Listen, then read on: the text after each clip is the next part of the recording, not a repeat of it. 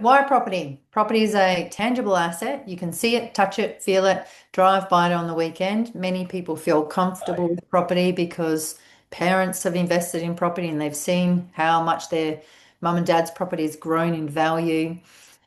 History shows that property generally will double every 10 years or so in capital cities across Australia. Proven track record. Generally appreciates over time, building long-term wealth. You can leverage it, so you can borrow against it. Rather than having to put cash in as a deposit to buy, you can actually borrow against your home and use equity as a deposit and not have to pay a dollar out of your pocket. Minimal or no cash needed, simply use equity.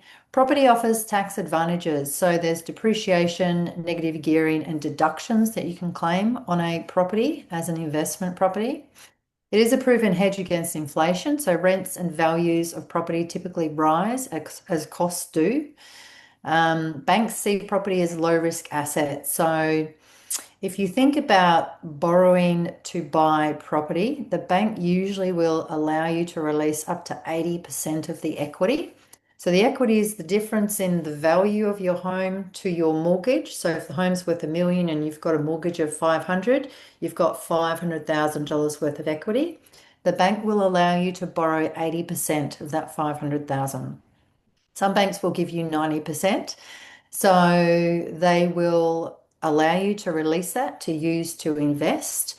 If you're thinking about borrowing money to invest in shares, often they'll let you only borrow 60 to 70%.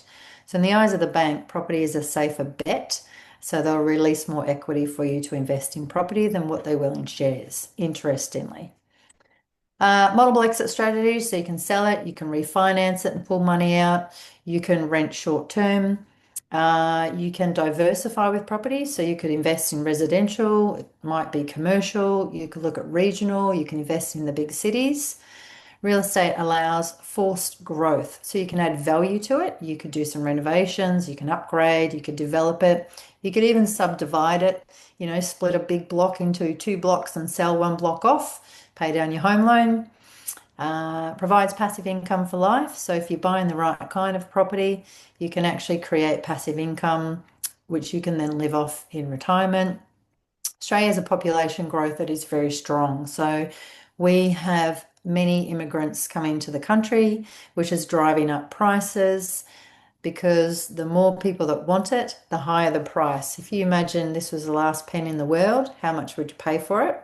So the more people that want it, up goes the prices. So population growth always relates to the value of houses growing. Property is a universal need. People will always require a roof to live under, right? We don't want to live in tents. We want a roof, a house. You do maintain a degree of control over the asset. Unlike shares and managed funds, they can be a little bit volatile. Hot tip with shares, you want to buy them and then never look at them again. Just let them sit there for 20 years. You don't want to be checking in every day to see how your shares are performing. You might not get a lot of sleep if you're doing that. Rental demand often increases during housing shortages, which is exactly what we are experiencing now. We have a pretty major housing shortage all across most areas in Australia. If we look at Brisbane, this is where I am, 1.1% vacancy rate in Brisbane right now. So what that means is out of 100 houses, 1 house is available for rent. So people are actually queuing to go to open homes to rent property.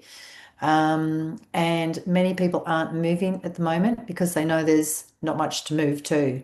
So when landlords are putting their rents up, they're taking the hit because they know there's not a lot of options out there.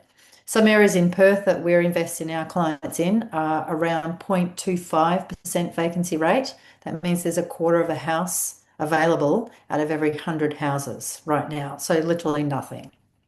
Great for a landlord because that's the number one concern I get from clients when they buy a property is what happens if we can't rent it.